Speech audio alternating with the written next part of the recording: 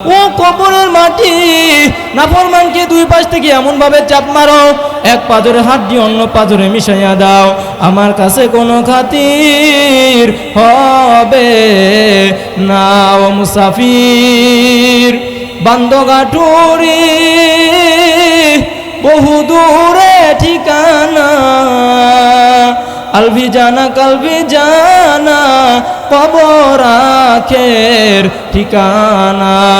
আল্লাহ বলবে, ও ফেরেশতারা নাফরমানের সঙ্গে জাহান্নামের সঙ্গে লাইন লাগাইয়া দে, নাফরমানকে কিয়ামত পর্যন্ত উল্টায়া পুল্টায়া পুরাক, বুঝুক আমি আল্লাহ কেমন আল্লাহ। ওয়াকারনা ফি বুয়ুতিকুন্না ওয়ালা তাবাররাজনা তাবাররুজাল জাহিলিয়াতিল উলা। সদাকাল্লাহু মাওলানাল আযীম। وقال تعالى إن الله وملائكته يصلون على النبي يا أيها الذين آمنوا صلوا عليه وسلموا تسليما اللهم صل على محمد وعلى آل محمد كما صليت على إبراهيم وعلى آل إبراهيم إنك حميد مجيد اللهم بارك على محمد وعلى آل محمد كما باركت على إبراهيم وعلى آل إبراهيم ইন্নাকা হামিদুম মাজিদ। বটবৃক্ষে কত ফলাফল, কে দিল রে লতার গাছে এত বড় কদু,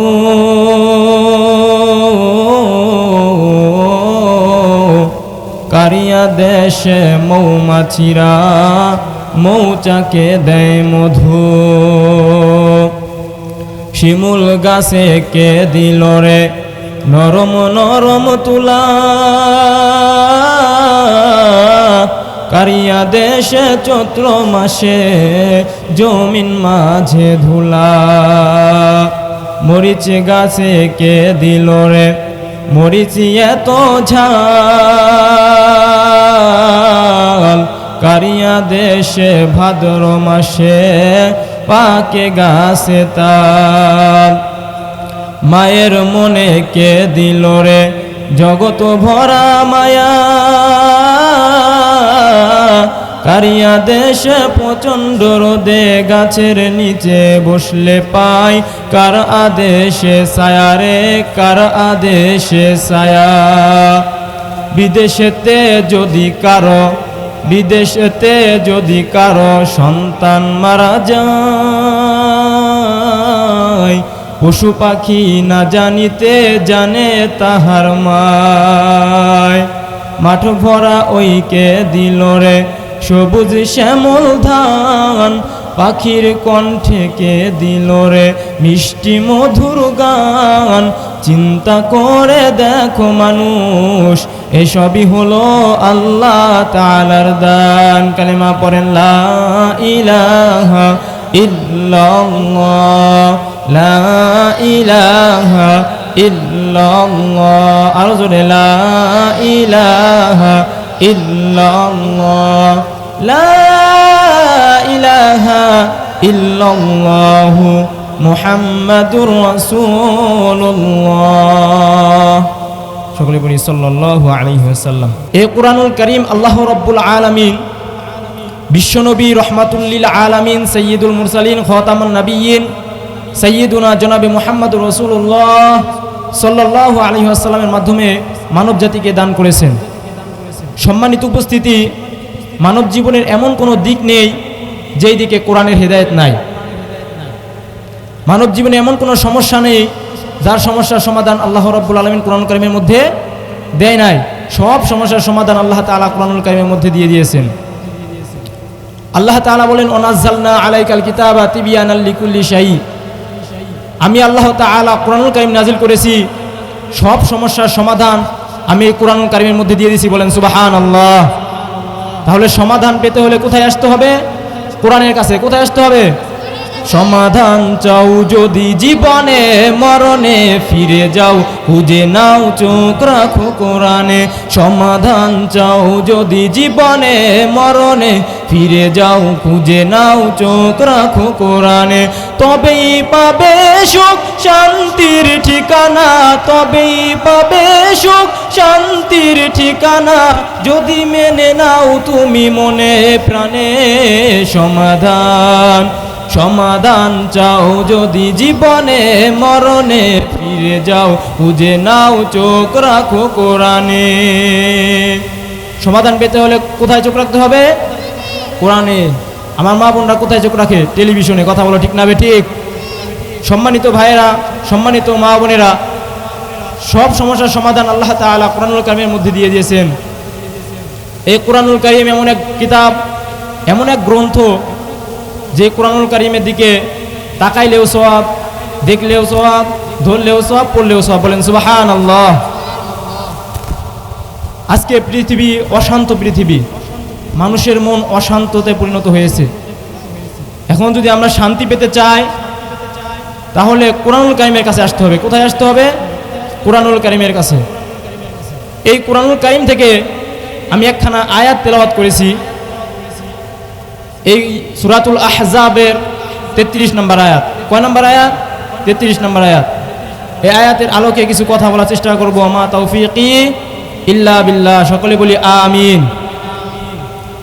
আল্লাহ রাব্বুল আলামিন বলেন ওয়াকারনা ফি বুয়ুতিকুন্না ওয়ালা তাবাররাজনা তাবাররুজাল জাহিলিয়াতিল উলা আল্লাহু আকবার আমার ভাইরা আমার মা বোনেরা গভীর মনোযোগ আল্লাহ রাব্বুল আলামিন পবিত্র কোরআনুল কারীমের মধ্যে বলেন মা বোনদের উদ্দেশ্যে বলেন তোমরা তোমাদের ঘরের মধ্যে অবস্থান করো কেন ঘরের মধ্যে অবস্থান করবা আর যদি ঘরের মধ্যে অবস্থান করতে না পারো যদি প্রয়োজন হয় ঘরের বাইরে যেতেই হয় তাহলে পরে পর্দার সহিত বের হও এই হুকুম কার আল্লাহ রাব্বুল আলামিন পবিত্র কোরআনুল কারীমের মধ্যে কেন মহিলাদেরকে ঘরের মধ্যে থাকতে বললেন আল্লাহ রাব্বুল আলামিন চান আমার মা বোনরা পবিত্র থাকুক বলেন সুবহানাল্লাহ আজকে আমার মা বোনেরা পর্দা করতে চায় না আছে না নাই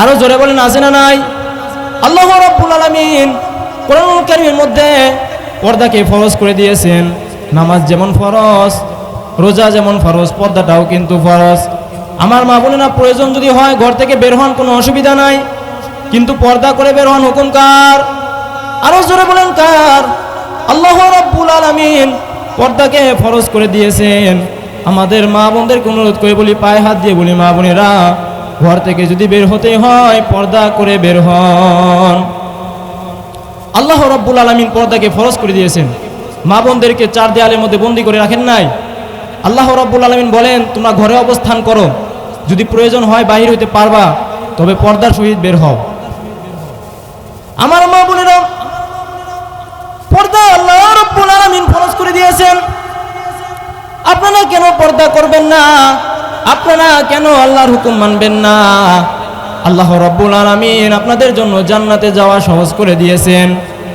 আল্লাহ রাসূল সাল্লাল্লাহু আলাইহি ওয়াসাল্লাম ঈমানদার নারীদের জন্য সুসংবাদ দিয়েছেন কোন নারীদের জন্য আরো জোরে বলেন কোন নারী ঈমানদার নারীদের জন্য আল্লাহ রাব্বুল আলামিনের রাসূল সাল্লাল্লাহু আলাইহি ওয়াসাল্লাম সুসংবাদ দিয়েছেন চারটি কাজ যদি আমার মা বোনেরা করতে পারে আল্লাহ রাব্বুল আলামিন তাদের জন্য জান্নাতের 8টি দরজা খুলিয়া দিবেন বলেন সুবহানাল্লাহ তার যে দরজা ইচ্ছা দিয়া সে দরজা দিয়ে সে জান্নাতে প্রবেশ করতে পারবে ঈমানদার নারীদের জন্য এখন আমরা কেমন ঈমান আনবো আল্লাহ রাব্বুল আলামিন তাও বলে দিয়েছেন আল্লাহ রাব্বুল আলামিন পবিত্র কোরআনুল কারীমের মধ্যে এক জায়গায় বলেন আমিনু কামা আমানান নাস আল্লাহ রাব্বুল আলামিন বলেন তোমরা ঈমান আনো কাদের মতো ঈমান আনবা মুফাসসিরিন ইকরাম বলেন নাজদার আল্লাহ রাব্বুল আলামিন সাহাবা ইকরামদেরকে উদ্দেশ্য করেছেন আল্লাহ রাব্বুল আলামিন বলেন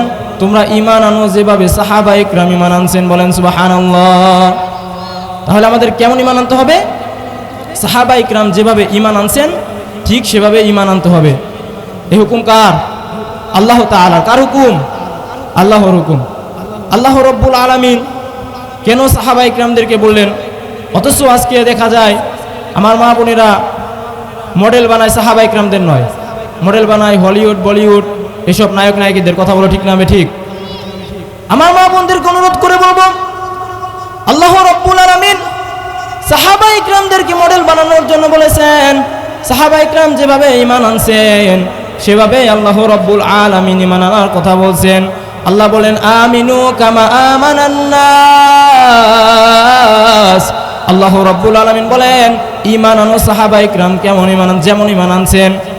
আমার ভাইরা, আমার মা বোনেরা, কাল্লাগান আল্লাহ রব্বুল আলামিন কেন সাহাবা ইকরামদেরকে ঈমান আনার কথা বললেন? হযরতে সুমাইয়া রাদিয়াল্লাহু তাআলা আনহু যেমন ঈমান আনছেন তেমন ঈমান আনেন। হযরত খাদিজা রাদিয়াল্লাহু তাআলা আনহু যেমন ঈমান আনছেন তেমন ঈমান আনেন। হযরত আম্মা জান আয়েশা রাদিয়াল্লাহু তাআলা আনহা যেমন ঈমান আনছেন সেমন ঈমান আনেন। হযরতে সুমাইয়া কেমন ঈমান আনছিলেন? হযরতে সুমাইয়া যেদিন কালিমা পড়ে মুসলমান হয়ে গেলেন, তার ছেলে হযরত আম্মার রাদিয়াল্লাহু তাআলা আনহা, হযরত আম্মার রাদিয়াল্লাহু তাআলা আনহু রাস্তা দিয়ে হেঁটে যায়। হযরত সুমাইয়ার সাথে আবু জাহেলের দেখা। আবু জাহেল ডাক দিয়া কয়, রে সুমাইয়া, শুনলাম তুমি নাকি ঈমান আনছো। হযরতে সুমাইয়া ডাক দিয়া কয়, হ্যাঁ আমি ঈমান আনছি, আল্লাহর উপরে, এক আল্লাহর উপরে ঈমান আনছি। হযরতে সুমাইয়াকে আবু জাহেল ডাক দিয়া কয়, এরে সুমাইয়া, ঈমান ছেড়ে দে। সুমাইয়া রাদিয়াল্লাহু তাআলা আনহা বলেন, আমার জীবন যাইতে পারে রে, আমি ঈমান ছাড়তে পারি না। আল্লাহু আকবার। এক পর্যায়ে আবু জাহেল দুইটা খুঁটি আনলেন। খুঁটি আনার পর এক পার্শ্বে হযরত আম্মার রাদিয়াল্লাহু তাআলা আনহুকে বেঁধে রাখলেন, এক পার্শ্বে হযরত সুমাইয়া রাদিয়াল্লাহু তাআলা আনহাকে বেঁধে রাখলেন। হযরত আম্মারকে ডাক দিয়ে বলে, আম্মার, ঈমান ছেড়ে দে, ঈমান ছেড়ে দে। হযরত আম্মার রাদিয়াল্লাহু তাআলা আনহু মাথা নিচের দিকে রয়েছেন। হযরত সুমাইয়া রাদিয়াল্লাহু তাআলা আনহা ডাক দিয়ে কয়, রে আম্মার, যা হবার তাই হবে, কখনো কিন্তু ঈমান ছাড়া যাবে না। আবু জাহেল হযরত আম্মার রাদিয়াল্লাহু তাআলা আনহুকে ডাকে বলে, আম্মার, ঈমান ছেড়ে দাও, না এর চেয়ে ভয়ঙ্কর কিছু দেখবা। হযরত আম্মার রাদিয়াল্লাহু তাআলা আনহুম বলেন, কি দেখাইবা? কয়, তোমার সামনে তোমার আম্মাকে নগ্ন করে ফেলবো, উলঙ্গ করে ফেলবো। ওদিকে সুমাইয়া রাদিয়াল্লাহু তাআলা আনহা ডাক দিয়ে কয়, রে আম্মার, যা হবে তাই হবে, কিন্তু খবরদার ঈমান ছাড়া যাবে না।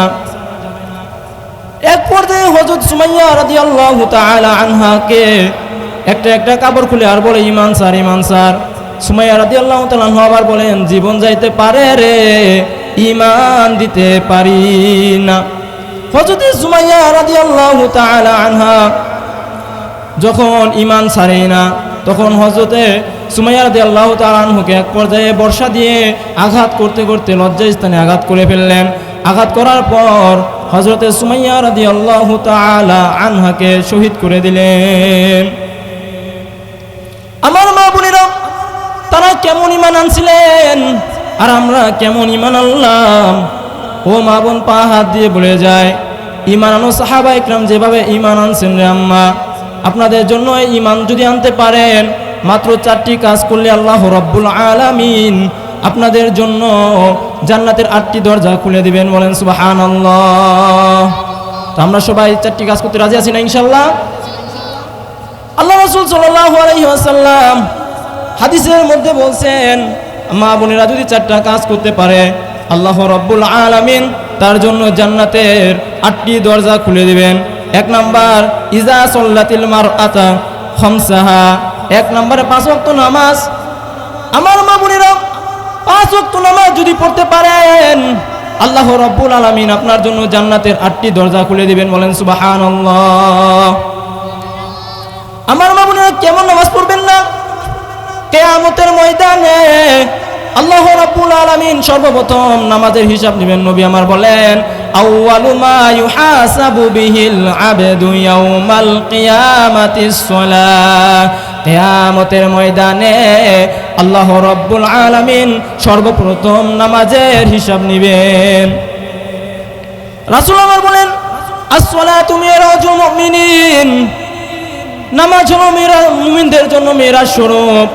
হযরত আলী রাদিয়াল্লাহু তাআলা আনহুকে জিজ্ঞাসা করা হলো, আলী তুমি যে আল্লাহ তাআলার ইবাদত করো, আল্লাহর দেখছো নি?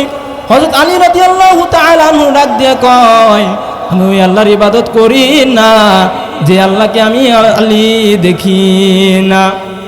সুবহানাল্লাহ বলেন। আমি আলী যে আল্লাহকে দেখি না সে আল্লাহর ইবাদত করি না। হযরত আলী রাদিয়াল্লাহু তাআলা আনহু আল্লাহকে দেখে দেখে ইবাদত করতেন। ও মা বোন, এজন্য আল্লাহ রাসূল বলেছেন, as-সালাতু মিরাজুল মুমিনিন, নামাজ হলো মুমিনদের জন্য মেরাজ স্বরূপ। আমার মা বোনদের পায়ে হাত দিয়ে বলে যায়, কখনো নামাজ ছাড়িও না, কারণ দুনিয়ার কোনো কিছুই কাজে আসবে না। কিয়ামতের ময়দানে যার নামাজ ঠিক তার সব ঠিক হয়ে যাবে। কিয়ামতের ময়দানে কোনো পরিচয় চলবে না। কিয়ামতের ময়দানে যদি নামাজ আদায় করে কবরে যাইতে পারো, কিয়ামতের ময়দানে উঠতে পারো, আল্লাহ রাব্বুল আলামিন আপনাদের জন্য জান্নাতের 8টি দরজা খুলে দিবে। বলেন সুবহানাল্লাহ। একটুখানি নেকের তরে রোজ হাসরের মাঠেতে বাবা ঘুরবে ছেলের পিছে, ছেলে বাবার আগেতে। আহাতে মন কঠিন দিনেতে নামাজ তোমায় ভুলবে না, আহাতে মন কঠিন দিনেতে নামাজ তোমায় ভুলবে না। ঠিক মতো পড়িলে নামাজ জান্নাত তোমার ঠিকানা। আমার প্রাণের ভাই বোনেরা জলদি করে উঠে যাও, ওযু করে তাড়াতাড়ি নামাজ পড়তে লেগে যাও। আহা নবী বে নামাজির শাফায়াত করিবেন না, আহা নবী বে নামাজির শাফায়াত করিবেন না। ঠিক মতো পড়িলে নামাজ জান্নাত তোমার ঠিকানা। আমার মা বোনদের পায়ে হাত দিয়ে বলে যায়, মা বোনেরা খবরদার কখনো নামাজ ছেড়েন না। 4 নম্বর আমলের 1 নম্বর আমল হলো না 5 ওয়াক্ত নামাজ জামাতের সহিত আদায় করার চেষ্টা করা। আমার মা বোনেরা ঘরের মধ্যে একা একই নামাজ পড়া বেশি সওয়াব। এজন্য আমার মা বোনদেরকে বলবো, আপনারা সকালে 5 ওয়াক্ত নামাজ আদায় করেন। 2 নম্বর হলো ওয়াসামাত শাহরুহা, 2 নম্বর হলো রমজান মাসে রোজা রাখা। আমার মা বোনেরা রোজা রাখবেন, ফরজ রোজা। 3 নম্বর হলো ওয়াহাসনাত ফারজাহা, লজ্জা স্থানের হেফাজত করা, জিনা ব্যভিচার থেকে বেঁচে থাকা এবং সমস্ত ধরনের অশ্লীলতা থেকে বেঁচে থাকা, লজ্জা স্থানের হেফাজত করা। 4 নম্বর হলো ওয়াতাআত যাওজাহা, স্বামীর আনুগত্য করা। আজকে দেখা যায় আমার মা বোনেরা এই 3টা আমল করলেও স্বামীর সাথে বিয়াদবি করে। অথচ আল্লাহ রাসূল বলছেন, স্বামীর সম্মান বোঝাতে দিয়ে বলছেন যে যদি দুনিয়ার কারো আমি সিজদা দেওয়ার অনুমতি দিতাম, তাহলে পরে সর্বপ্রথম তোমার স্বামীর পায়ে সিজদা দিতে বলতাম। যেহেতু সিজদা দেওয়া হারাম, সেহেতু আমি সিজদা দিতে নিষেধ করলাম। যদি সিজদা দেওয়ার অনুমতি থাকতো, তাহলে দুনিয়ার সমস্ত নারীদের বলতাম তোমরা তোমাদের স্বামীকে সিজদা করো। আমার মা বোনেরা আজকে দেখা যায় দুনিয়ার সবার সাথে ভালো করে কথা বলে, স্বামী যখন দুনিয়ার কাজকর্ম করে ঘরে আসে তার সাথে কর্কশ ভাষায় কথা বলে, সুন্দর ভাষায় কথা বলেন, আছে না? আমার মা বোনদেরকে অনুরোধ করে বলা যায়, আমার মা বোনেরা স্বামীর আনুগত্য করেন, স্বামীর খেদমত করেন। আপনার জন্য আল্লাহ রাব্বুল আলামিন জান্নাতের 8টি দরজা খুলে দিবেন। বলেন সুবহানাল্লাহ। তাহলে 4টি কাজের মধ্যে 1 নম্বর কাজ হলো নামাজ আদায় করা, 5 ওয়াক্ত নামাজ আদায় করা। 2 নম্বর কাজ হলো রমজান মাসে রোজা রাখা। 3 নম্বর কাজ হলো লজ্জা স্থানের হেফাজত করা। 4 নম্বর কাজ হলো স্বামীর খেদমত করা। এই 4টা কাজ যদি করতে পারেন, আল্লাহ রাব্বুল আলামিন আপনার জন্য জান্নাতের 8টি দরজা খুলে দিবেন। বলেন সুবহানাল্লাহ। 8টি দরজা আল্লাহ রাব্বুল আলামিন খুলে দিবেন। আপনার যে দরজা দিয়ে ইচ্ছা হয় সে দরজা দিয়ে আপনি প্রবেশ করতে পারবেন। বলেন সুবহানাল্লাহ। একটু জিকির করি, লা ইলাহা ইল্লাল্লাহ, লা ইলাহা, লা ইলাহা ইল্লাল্লাহ, লা ইলাহা ইল্লাল্লাহু মুহাম্মাদুর রাসূলুল্লাহ সাল্লাল্লাহু আলাইহি ওয়াসাল্লাম। এজন্য আমার মা বোনদেরকে আমি অনুরোধ করে বলি, মা, দুনিয়ায় বেশি দিন থাকা যাইবে না, অতএব ঈমান আনেন। ঈমান আনার পর 4টি কাজ করেন, যে 4টি আমল বললাম আমি আবার বলতেছি। 1 নম্বরে নামাজ আদায় করেন, 2 নম্বর হলো রোজা আদায় করেন, 3 নম্বর হলো লজ্জা স্থানে হেফাজত করেন, 4 নম্বর হলো স্বামীর আনুগত্য করেন, স্বামীর খেদমত করেন। এই 4টি কাজ যদি করে আপনি কিয়ামতের ময়দানে উঠতে পারেন, আল্লাহ রাব্বুল আলামিন আপনার জন্য জান্নাতের সুপারিশ, জান্নাতের জন্য ফয়সালা করে দিবে। বলেন সুবহানাল্লাহ। জান্নাতের 8টি দরজা আল্লাহ রাব্বুল আলামিন আপনার জন্য খুলে দিবেন। যে কোনো দরজা দিয়ে আপনার ইচ্ছা হয়, যেই দরজা দিয়ে আপনার পছন্দ হয়, সেই দরজা দিয়ে আপনি প্রবেশ করতে পারবেন। বলেন সুবহানাল্লাহ। আমার মা বোনের কল্যাণ, দুনিয়ায় বেশি দিন থাকার জায়গা নয়। দুনিয়ায় কয়দিন বাঁচবেন? এই দুনিয়া থাকার জায়গা না। এই দুনিয়া ছেড়ে সবাইকে চলে যাইতে হবে। একটু দিলে দিলে খেয়াল করেন, কেন আপনি আমল করবেন না? কেন আপনি আল্লাহর হুকুম মানবেন না? কেন আপনি পর্দা করবেন না? কেন আপনি নামাজ পড়বেন না? কেন আপনি স্বামীর খেদমত করবেন না? কেন আপনি লজ্জা স্থানে হেফাজত করবেন না? একটু দিলে দিলে খেয়াল করেন, এই দুনিয়া কিন্তু থাকার জায়গা না রে মা। এই দুনিয়া একদিন নতুন বউ হয়ে উঠছিল রে মন, আবার এমন একদিন আসবে সাদা কাপড় দিয়া তোমাকে আমাকে নাকে তুলা দিয়া তারপরে ঘর থেকে বাহির করিয়া রাইখা দিবে। ওই দিনকে কেমনে ভুলে গেলাম? আরে মন রে তুই বে ভুলা, একদিন হবি বিয়ের দোলা, নাকে কানে দেবে তোলা, জেনেও জানো না। আরে মন রে তুই বে ভুলা, একদিন হবি বিয়ের দোলা, নাকে কানে দেবে তোলা, জেনেও জানো না। ওই দিন রাত্রির জন্য অপেক্ষা করো, যেদিন তোমার আমার বাড়ির পাশের মসজিদ থেকে এলান হবে, বাড়িওয়ালা নাই রে বাড়ি, নাই রে দুনিয়াতে, বাড়িওয়ালা নাই রে বাড়ি, নাই রে দুনিয়াতে। কেউ দৌড়াইবে বাঁশ বাগানে বাঁশ কাটার জন্য, কেউ দৌড়াইবে কাফনের কাপড় কেনার জন্য, কেউ বা দৌড়াইবে কবর খোঁড়ার জন্য। আল্লাহ ইমাম সাহেব দাঁড় হবে তোমাকে আমাকে জানাজার নামাজ পড়ার জন্য, তাকবীর দিয়া বলবে যাও যাও যাও, এই দুনিয়ায় তোমার আর থাকার কোনো সুযোগ নাই।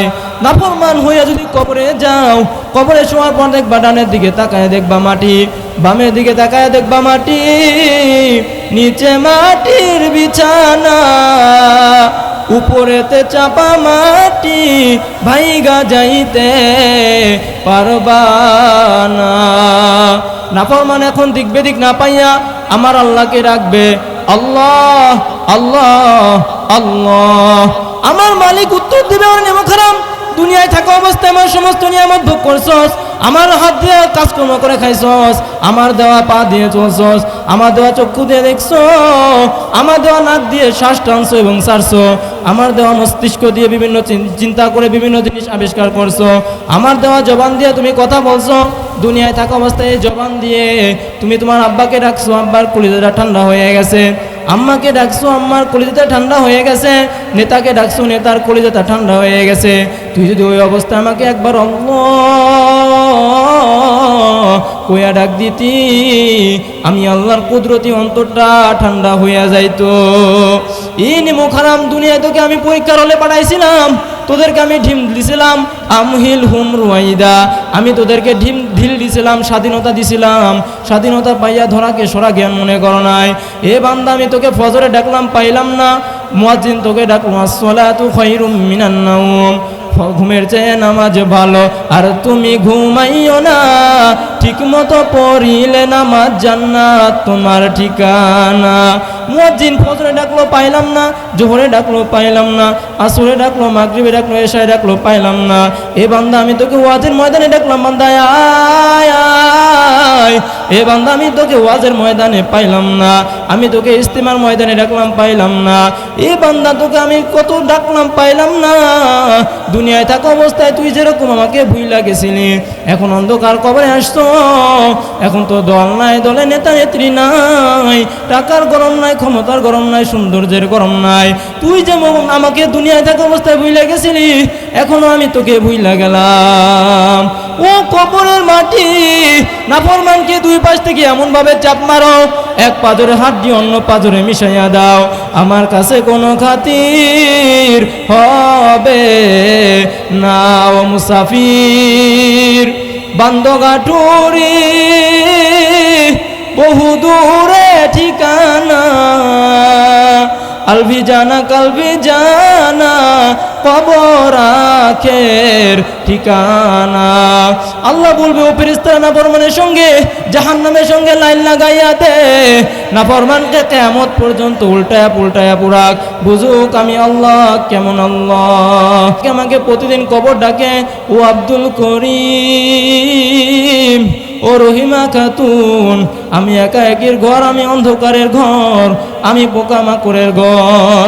আমার কাছে যদি নেক আমল না নিয়ে অন্ধকার কবরে আসো, আমার কাছে কিন্তু কোনো পরিচয় চলবে না।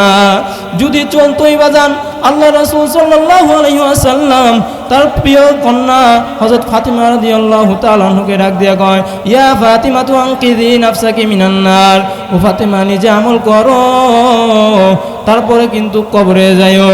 ও ফাতিমা, কবরে যায় যদি পরিচয় দাও আমি বিশ্বনবীর মেয়ে, এই পরিচয় কিন্তু কবরে কাজে আসবে না। আমরা বাজানে আমরা যে কবর দেখতেছি, এই কবর কিন্তু আসল কবর নয়। আল্লাহ রাসূল বলছেন, আল কবর রাউজাতুম মিন রিয়াজিল জান্নাহ আও হুফরাতুম মিন হুফারিন নার। আমার উম্মতেরা, তোমরা যে কবর দেখো, এই কবর কিন্তু আসল কবর নয়। এই কবর কারো জন্য জান্নাতের বাগান, আবার কারো জন্য জাহান্নামের গর্ত। আল্লাহ আপনি আমাদের সবাইকে মাফ করিয়া দেন। এরপরে কিয়ামতের ময়দান কায়েম হয়ে যাবে রে বাবা। আমরা যে সূর্য দেখতেছি 9,30,00,000 মাইল দূরে আছে। যখন চৈত্র মাসের রৌদ্র, ভাদ্র মাসের রৌদ্র জমিনের মধ্যে রোদ দেওয়া, তাপ দেওয়া শুরু করে, তুমি আর আমি গাছের নিচে দৌড় দেয়, কেউ বা আবার ঘরের নিচে দৌড় দেয় বাবা। কিন্তু কিয়ামতের ময়দানে ঘর নাই, বাড়ি নাই, কিয়ামতের ময়দানে কোনো ছায়ার ব্যবস্থা নাই। কিয়ামতের ময়দানে আল্লাহর আরশ ছাড়া কোনো ছায়া নাই। আল্লাহ রব্বুল আলামিন কিয়ামতের ময়দানে সূর্যটাকে বলবে, সূর্য তোর মধ্যে যত তাপ আছে সব তাপ তুই ছেড়ে দে। কিয়ামতের ময়দানে তামার জমিনটা পুরো লাল হয়ে যাবে রে বাবা। মাথার মগজটা টকবক টকবক করে ফুটবে। নাফরমানরা বলবে খাবার দাও, তাদেরকে এমন খাবার দেওয়া হবে তখন তাদের খাবার গলার মধ্যে আটকে যাবে। তখন তাদের মধ্যে খেয়াল আসবে, আমরা যখন দুনিয়ার মধ্যে ছিলাম, যখন গলার মধ্যে খাবার আটকে যাইতো তখন আমরা পানি খাইতাম। তখন ডাক দিয়ে বলবে পানি পানি পানি। তখন পানি বলার সাথে সাথে এমন পানি দেওয়া হবে তাদের কলিজাটা পুইরে ছাই হয়ে যাবে, পায়খানার রাস্তা দিয়ে নাড়ি ভুড়ি বের হয়ে যাবে, মুখটা জ্বলে যাবে।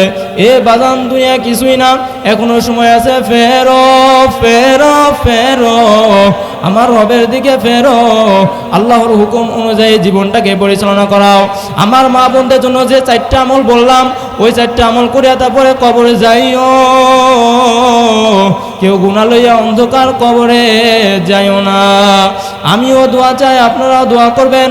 আল্লাহ রাব্বুল আলামিন যেন আমাদের সবাইকে তার খাস বান্দাবান্দি হইয়া তারপরে অন্ধকার কবরে নেয়। সকলে বলি আমিন। সুবহানাকাল্লাহুম্মা ওয়া বিহামদিকা আশহাদু আল্লা ইলাহা ইল্লা আনতা আস্তাগফিরুকা ওয়া আতুবু ইলাইক।